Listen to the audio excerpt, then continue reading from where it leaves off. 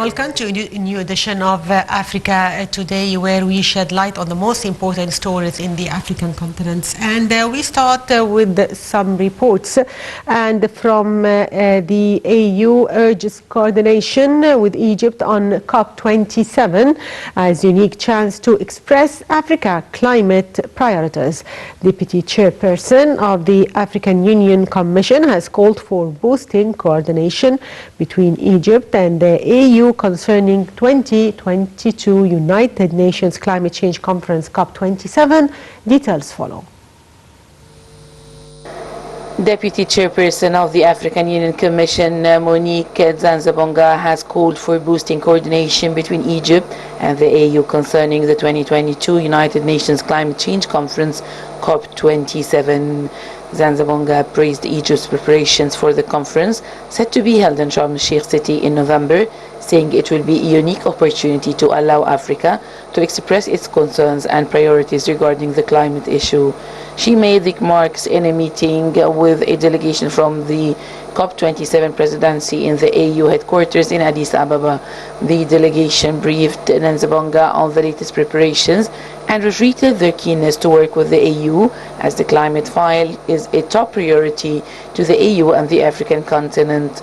The delegation was headed by Ambassador Mohammed Nasr, the Director of Environment and Sustainable Development Department at the Ministry of Foreign Affairs and Chief Negotiator for the Egyptian presidency team for COP27.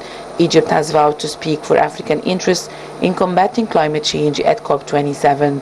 Earlier this month, during the Aswan Forum for Sustainable Peace and Development held in Cairo, Foreign Minister Sameh Shoukry said Egypt, through hosting COP27, will coordinate with all African countries to set a clear map for the sake of the climate action on the global and regional levels, as well as enhancing the accesses to the financial resources for the African countries.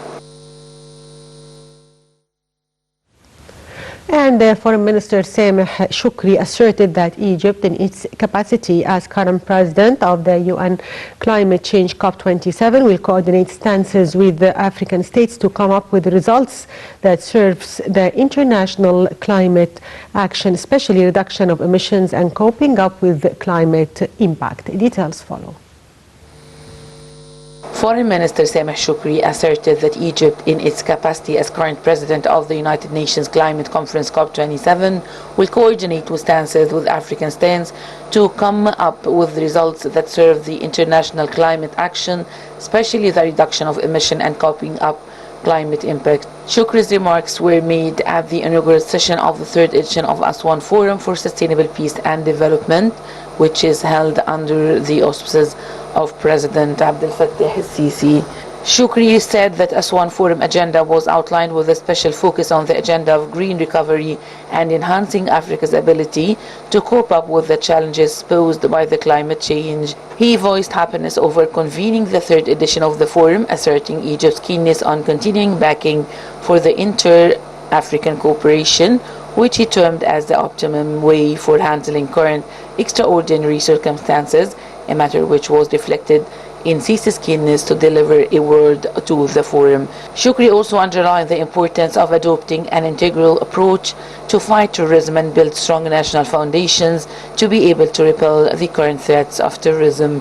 He also asserted that Egypt, in its capacity of current president of United Nations Climate Conference COP27, will coordinate with various states to enhance the international climate action.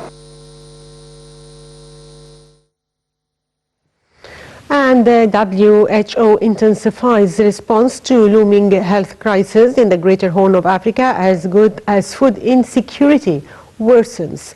WHO intensifies response to looming health crisis in the Greater Health of Africa, and the health risks in the region are increasing while access to health care is deteriorating. Details follow.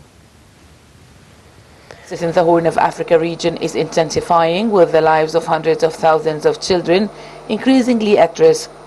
More than 1.7 million children in parts of Somalia, Ethiopia and Kenya urgently need treatment for acute malnutrition, according to UNICEF. In Somalia alone, about 7.1 million people, almost half the population, will confront crisis-level food insecurity or worse until at least September, and 213,000 of them face catastrophic hunger and starvation. The crisis was sparked by 4 consecutive rainy seasons failing within the space of 2 years, and weather forecasts suggest water shortages won't abate before year-end at the earliest.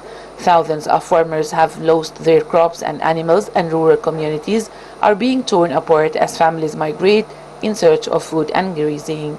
Russia's invasion of Ukraine has also disrupted supply chains and sent prices of wheat, cooking oil, and other staples soaring, worsening the situation. The two nations supplied more than 40% of Africa's grain prior to the conflict. Somali President Hassan Sheikh Mohammed sounded the alarm bells about his nation deepening famine in all address delivered ahead of his inauguration this week, and called for international aid to be ramped up. Welcome back, dear viewers, and as we said earlier, that our main topic for today, which is will be the inauguration of Adli Mansour Transportation Hub, the largest in Middle East and Africa. And now we are joined over the phone by Professor Mohammed Sadiq Aufra. He is a professor of High Roads Engineering. Good afternoon, Professor Sadiq. Yes, can you hear me? Hello? Yes, can you hear me? لا صوت واطي جدا علينا. Okay, Mr. Sadiq, Egypt is taking its transportation system to a whole new level, and the LRT, or the light rail transit, is approved. First of all, what is the light train and what is special about it? Excuse me, I couldn't hear you. Yes, Mr. Sadiq, I'm talking about yesterday's inauguration of Adli Mansour station. Can you shed more light on its importance?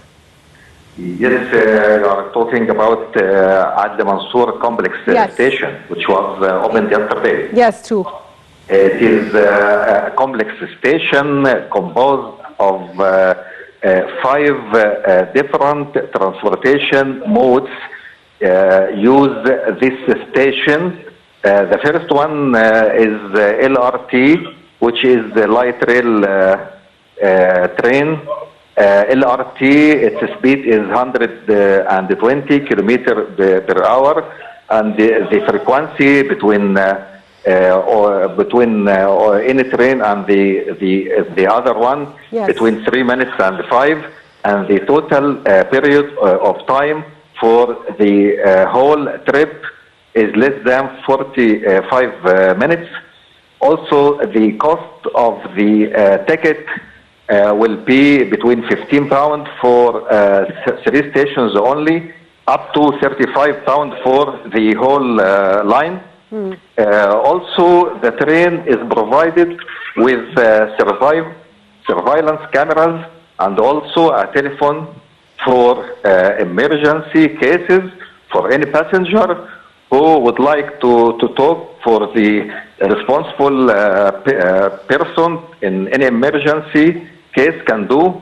Also, we've got other four transportation mode, like Superjet station, and also the underground, which is the third stage of the underground in Adli Mansour. We've got the traditional railway, which works in diesel. This is the third one, and the last one is the PRT, which is a bus, will move in the center line of the ring road with a length of about 107 kilometers, and will serve all stations in the ring road. This station is the biggest one in Egypt and in the Middle East. Also, the LRT, which was opened yesterday, will use for between Adli Mansour and the NAC, passing from Al-Abour, Shroq, Heliopolis, New Heliopolis, 10th of Ramadan City as well, Badr City, and then to the NAC. The total length of the period of the trip is 41 kilometers. That's all. Yes. So, Mr. Al-Sadiq, do you think that the new lines will affect the demographics of citizens in the future? I mean, the new project is set to connect 4 areas in the capital with the new administrative capital. Do you believe that such a project will have an impact on the demographics of citizens in the future? I'm sure this line, which was opened yesterday, will affect the demographic situation and also the economic situation of Egypt.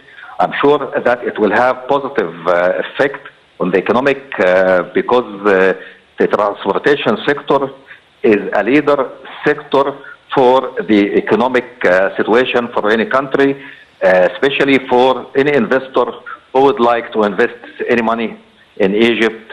He should ask firstly about the infrastructures, especially highways, and because highways and transportation system in general can connect all cities with each other. Also airports, harbors, and all different modes of transportation. Now in Egypt we have very strong transportation networks to connect all cities, north, south, east, west, and also to north and west of Sinai. We've got many access on River Nile. We've got also friendly environmental modes of transportation like LRT and also monorail. It will connect the NAC with New Cairo and also Nasr City. We've got another one of the monorail to connect 6th of October city with El Mohansin city. Also, we've got the high-speed train. High-speed train will work after about 18 months only, the first stage of the high-speed train. All these transportation facilities, I'm sure that attract any investor to work in Egypt. He can move between cities very easily. Also, he can move engineers, workers, raw materials, especially raw materials, from the production area to the site of investment, and also he can move the final product to the place of using it, or sometimes to export the final products outside Egypt by trains or by aeroplanes or by harbors, I mean. So now Egypt has become attractive position for investment all over the world. Yes, so sir, finally, before wrapping up this edition, can you tell us about the estimated period until the whole project is completed and fully operational? The estimated time to complete all the transportation network? Yes, the whole project is completed and fully operational. I think all these transportation modes, which I have talked about them, need about 3 years maximum for finishing. Yes. Yes. So finally, I'd like to thank you, Mr. Professor Mohammed Al-Sadiq Aouf, Professor of High Roads Engineering. Thank you for being with us. And by that, viewers, we come to the end of today's edition of Africa Today. Thank you for watching.